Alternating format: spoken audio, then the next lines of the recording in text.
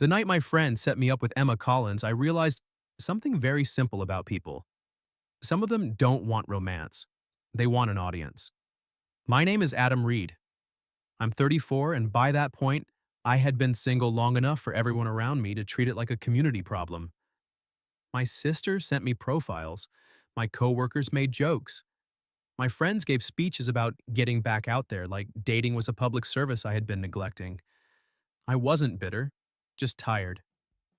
I had gone through a quiet breakup the year before with a woman who loved the idea of a stable man until stability looked too much like normal life. No scandal, no betrayal, just two people slowly admitting they wanted different futures and pretending that made it painless. After that, I stayed away from dating for a while, not because I was broken, because I was finally peaceful. Then my friend Mark invited me to dinner. Small group, he said. Nothing weird. That should have warned me. Nothing good has ever followed the phrase, nothing weird.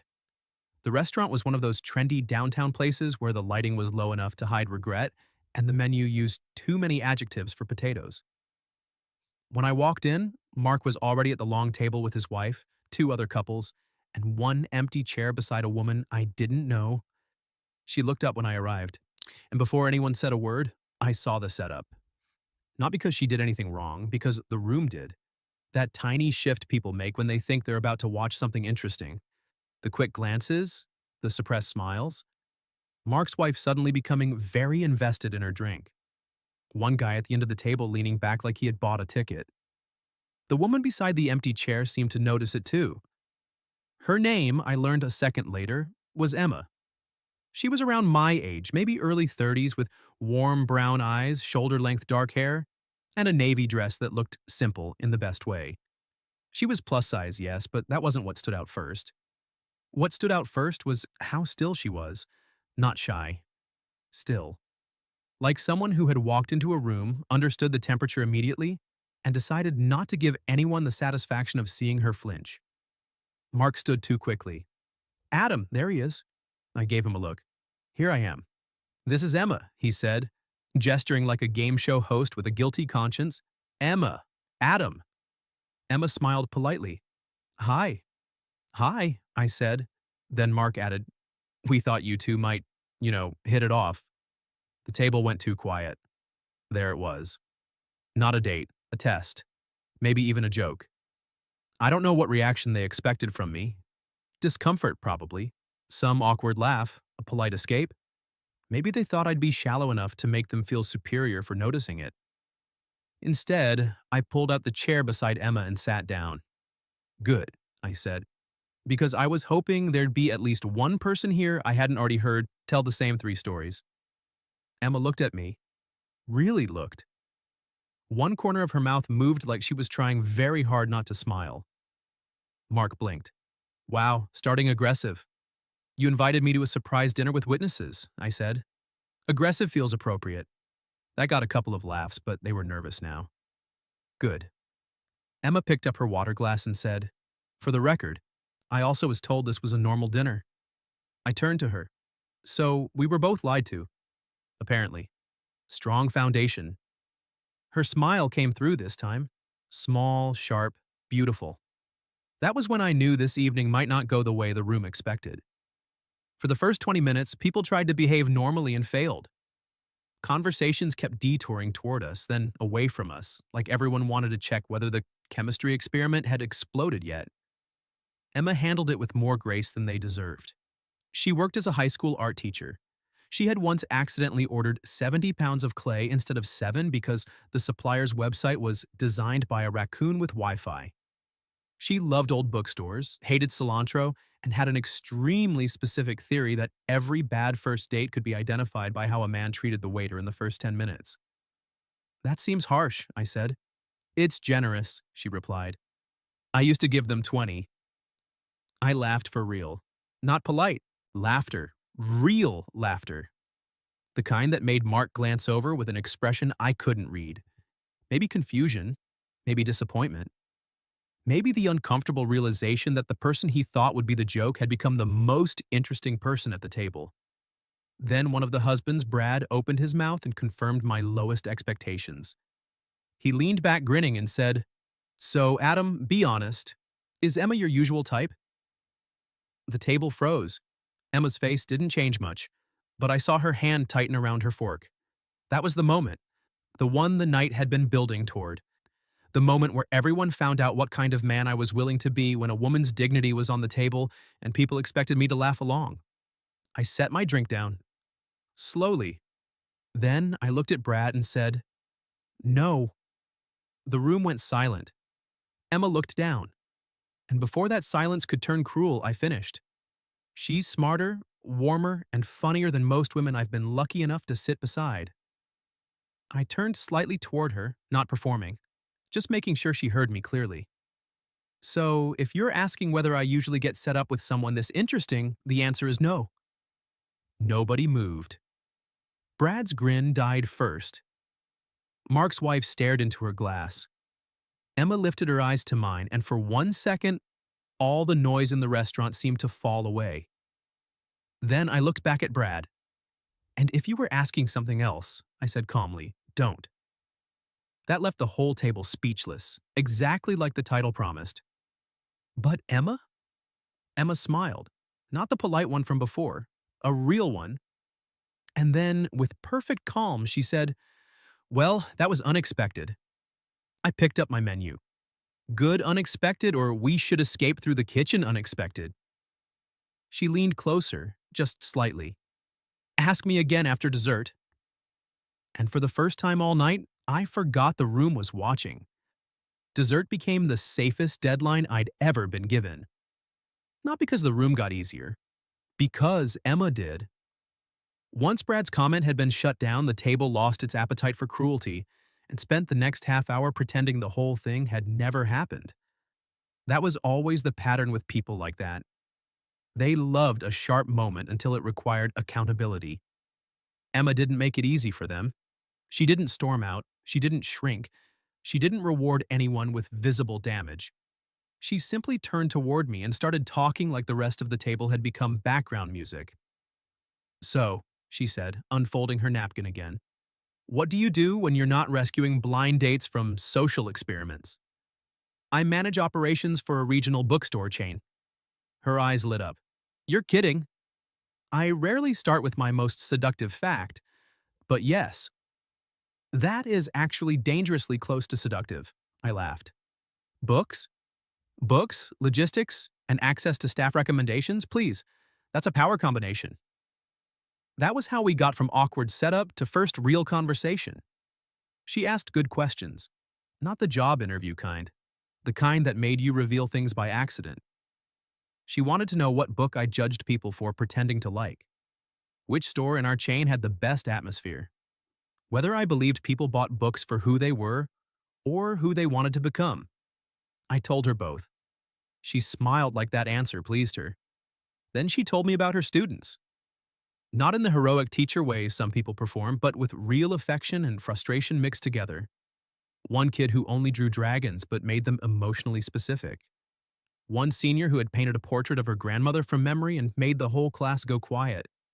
One freshman who kept hiding tiny cartoon frogs in every assignment like an artistic signature. By the time dessert menus came, I had forgotten half the table existed. That apparently bothered Mark. He leaned in with a forced grin and said, "Wow, you two are really hitting it off." Emma looked at him. "Was that not the plan?" His grin twitched. "No, of course, I just mean, you seem surprised," I said. Mark looked at me. I held his gaze. Not angrily. Anger gives people too much drama to hide behind. Just steadily. He cleared his throat and looked away first. "Good." Emma noticed. Of course she did. When the waiter came, she ordered chocolate cake and 2 forks without asking me. I looked at her. Bold. Assumption. "You defended my honor. You've earned shared cake privileges." Is that the system? It is now. The cake arrived, and for a while the evening was almost normal. Better than normal, actually. She had a dry sense of humor that kept sneaking up on me. She made fun of herself without putting herself down, which was a difference I respected immediately. And every time I caught the table watching us, she seemed less embarrassed and more amused. Still, I could feel there was something under it. something she was holding carefully. It came out after dinner. People started gathering coats, checking phones, splitting the bill with the emotional intensity of a treaty negotiation. Emma slipped her purse over her shoulder and said, "I'm going to get some air." I followed 2 minutes later after giving Mark a look that said our conversation was not over. She was outside under the restaurant awning, arms folded lightly, city light catching in her hair. She looked calm, too calm. I stopped beside her. "You okay?" She smiled without looking at me. "That question has become very popular tonight." "That's not an answer." "No." She looked at the sidewalk. "I'm okay. I'm also tired of being okay in rooms where people expect me not to be." That was a sentence with history behind it. I didn't rush into it. She glanced at me. "You handled Brad well?" "He made it easy." "No." Her voice softened. "He made it familiar." That hit harder. Emma took a breath and let it out slowly. I knew what this was 5 minutes after I sat down. Maybe earlier. Mark's wife kept over smiling, and Brad looked like he was waiting for a reaction. I almost left. "Why didn't you?" She looked at me then. "Because you walked in." My chest tightened. Not because it was romantic, because it was trust given before I had earned much of it. "I thought," she continued, "maybe if you looked disappointed, I'd excuse myself, go home, and delete 3 phone numbers before midnight. And if I didn't, then maybe dinner would be interesting." I smiled a little. "Was it?" She looked at me for one long second. "It became interesting." The door opened behind us. Mark stepped out, hands in his jacket pockets, wearing the uncomfortable face of a man who knew he needed to apologize but hoped the sidewalk might do it for him. "Hey," he said.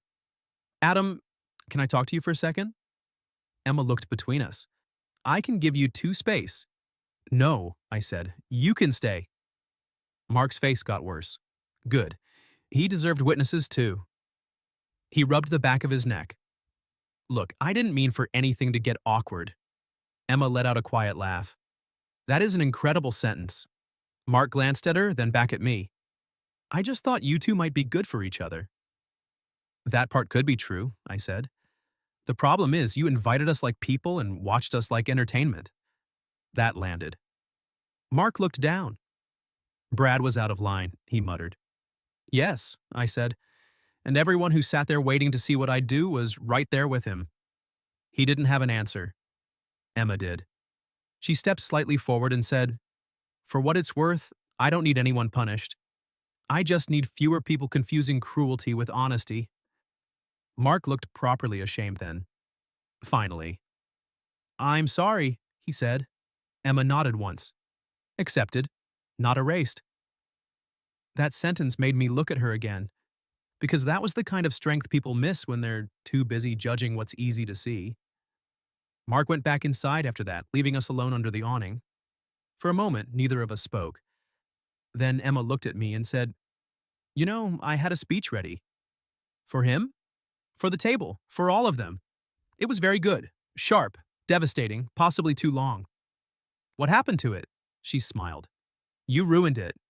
"I apologize." "No, you don't." "No," I admitted. "I really don't." Rain started lightly then, soft enough not to run from. Emma looked up at it, then back at me. "So," she said, "you asked earlier. Good unexpected or kitchen escape unexpected?" I tucked my hands into my jacket pockets and looked at her properly. Good unexpected. Her smile came slowly, warm this time. "Good," she said, "because I was hoping you'd ask me out without an audience." And just like that, the entire night stopped belonging to the people who set us up. I looked at Emma under the restaurant awning, rain softening the city lights behind her, and realized something uncomfortable. I hadn't wanted the night to end either. Not because I needed to prove anything to the table inside. Not because I felt protective in some dramatic, self-important way. Because the woman standing in front of me had taken an evening designed to make her feel small and somehow made the whole room reveal itself instead. So I said, "Then I'm asking." Her eyebrows lifted. "That fast?" No audience, no committee, no one pretending this was their idea. I smiled a little. "Emma Collins, would you like to go out with me on purpose?" Her mouth curved slowly. On purpose is important. I thought so. She looked past me through the restaurant window, where Mark and the others were still gathered near the bar, trying very hard not to stare and failing badly. Then she looked back at me. Yes, she said, but not tonight. That caught me off guard. She noticed and smiled, not unkindly. Tonight is contaminated. I laughed once. That's fair. I don't want our first actual date to be built on me being publicly underestimated, and you being decent in front of witnesses. Her voice softened. I want to know what this feels like when nobody is watching. That was the best answer she could have given, because it told me she wasn't dazzled by one moment. She wanted something real enough to test in daylight. Coffee Saturday? I asked. Bookstore first, she said immediately. I stared at her. What? You manage bookstores. I teach art. If you take me somewhere boring, I'll lose respect for you. That's pressure. That's standards. I smiled. Bookstore Saturday, then coffee. Good. A car pulled up to the curb behind us. Emma glanced at it. That's mine. I didn't want her to leave yet, which felt ridiculous after one strange dinner and a chocolate cake negotiated by fork, but I also liked that she was leaving on her own terms. Before she stepped away, she turned back to me. Adam? Yeah? Thank you for what you said in there. You don't have to thank me for not being cruel. No, she said, but I can thank you for being precise. Then she got into the car and left me standing under the awning with rain on my jacket and the very strong sense that Mark had accidentally done one useful thing in his life. Saturday came slower than it should have. I spent Friday fielding 3 texts from Mark. I really didn't mean it that way. Brad was being Brad. You're mad, aren't you? I answered the last one. I'm disappointed. That's worse. He didn't respond after that. Good. Emma met me at the downtown branch at 11, wearing jeans, a rust-colored sweater, and a denim jacket with paint on one sleeve. Not styled, not trying too hard, just herself. That was the thing I noticed first. She looked comfortable in her own skin in a way that dinner table had tried and failed to disturb. Before we begin, she said, I judge people by what section they drift toward first. High stakes. Extremely. We spent 2 hours in that store. 2. She pulled books from shelves and told me which covers lied. I showed her the staff recommendation wall and explained how one 80-year-old regular could destroy our entire ordering strategy by recommending a mystery novel to half the neighborhood. She made me pick a poetry collection. I made her pick a cookbook. Neither of us bought the books we came in thinking we wanted. That felt like a sign. Afterward, we went to a small cafe around the corner, the kind with mismatched chairs and a window seat that made people accidentally honest. Halfway through coffee, Emma stirred her drink and said, Can I ask something awkward? Given our origin story, I think we're past normal. She smiled, then got serious. Did you feel like you had to defend me? I could have answered quickly. I didn't. No, I said. I felt like Brad tried to make you the punchline of a joke I didn't agree to hear. Her eyes stayed on mine. And if I had handled it myself, she asked, I would have enjoyed watching him suffer. That got her. A laugh, real and bright, warm enough to pull attention from the table behind us. Then she looked down at her cup. I'm used to people making assumptions before I've even opened my mouth. Men especially. She lifted her eyes again. So when you looked at me like I was simply the person sitting next to you, that mattered. Something in my chest tightened. You were, I said. Exactly. The date didn't end after coffee. It turned into a walk through the art supply store where she bought brushes and made me guess what each one was for. I failed with confidence. She respected the confidence, not the accuracy. By late afternoon, we were outside her apartment building, and neither of us had a clean reason to keep stretching the date except the obvious one. Emma held the bookstore bag against her side. So, she said, good unexpected? Better. Her smile softened. Then her phone buzzed. She glanced at it and her expression changed. Not fear. Fatigue. What? She turned the screen slightly, a text from Mark's wife. I heard you and Adam are actually going out. That's cute. Guess the setup worked after all. Emma stared at it for a second. Then she looked at me and said quietly, I really don't want them thinking they get credit for this. I looked at the message, then at her. They don't. Her eyes searched mine. No? No, they created a bad room. I stepped a little closer. You created everything worth staying for. The expression that crossed her face then was softer than anything I'd seen from her yet.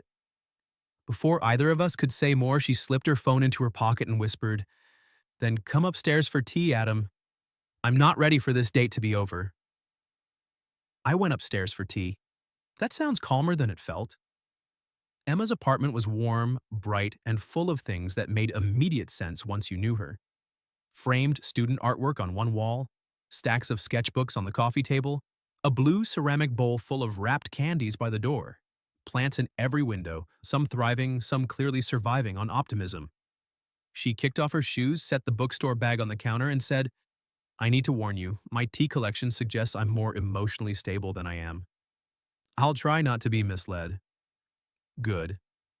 She made chamomile for herself and something with ginger for me, then carried both mugs to the couch.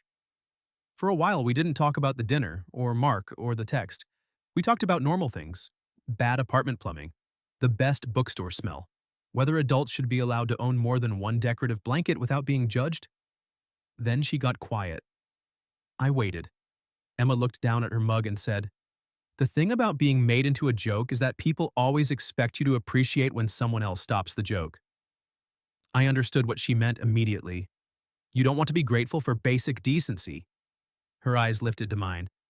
Yes. You shouldn't have to be. That seemed to hit her harder than any compliment could have. She leaned back into the couch, one hand around the mug. I liked what you did. I did. But I think I liked even more that you didn't treat me afterward like I was fragile. I smiled a little. You did threaten to judge my bookstore performance. You needed pressure. I performed well. You did. The quiet after that was softer. Not empty. Full. Emma set her mug down. Adam? Yeah? I'm not asking for a speech. I'm not asking for reassurance. I just want the truth. She looked at me directly. Did tonight change how you saw me? Yes, I said. Her expression flickered. So I finished before fear could fill in the wrong ending. It made me see you more clearly. She didn't move. I already thought you were beautiful, I said. But tonight I saw the way you hold your ground. The way you refuse to become bitter even when people hand you every reason. The way you can accept an apology without pretending the hurt never happened. I leaned slightly closer. That changed how I saw you. It made me want to know you properly. Emma's eyes went bright, but she smiled through it. That, she whispered, was dangerously precise. I was told precision matters. It does.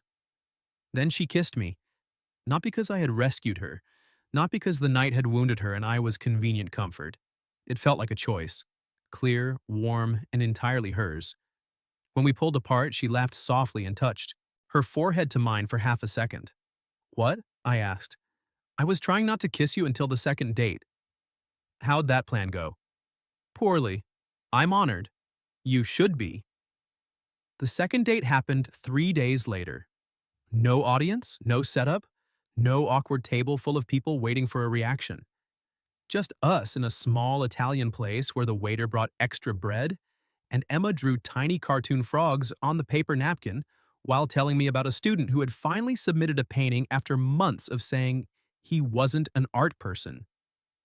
After dinner, we walked for almost an hour. She took my hand first. I liked that, not because I needed proof, because it was Emma choosing without asking the room for permission. Mark apologized properly a week later, not by text, in person. He came to my office, looked uncomfortable, and said, I thought I was being funny. I wasn't. I'm sorry. I said, Tell her that. He did. Emma accepted it the same way she had outside the restaurant. Accepted, not erased. That became one of the things I loved about her first. She didn't pretend pain was smaller than it was just to make other people comfortable. But she also didn't let it become the whole room. 3 months later, she invited me to her school's spring art show. I watched her move through the gymnasium while students pulled her from one painting to another, each of them wanting her to see what they'd made. She looked radiant there, not because of how she was dressed, because she was exactly where she belonged. One of her students, a shy girl with purple glasses, asked if I was Miss Collins' boyfriend. Emma looked at me. I looked at her. Then I said, "I'm trying very hard to earn the title." Emma smiled so big the student giggled. A year later, we moved in together. Not because it was dramatic, because Sunday mornings had started feeling strange when we woke up in different places. She brought too many blankets. I brought too many books. We compromised by buying more shelves and pretending that solved anything. 2 years after that, I proposed in the bookstore. Not in front of a crowd. No big speech over a microphone.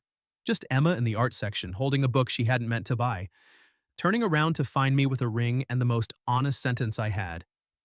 "I don't want to be the man who defended you one night," I told her. "I want to be the man who chooses you every ordinary day after it." She cried, then laughed, then said yes before accusing me of manipulating her with location. She was right. I absolutely had.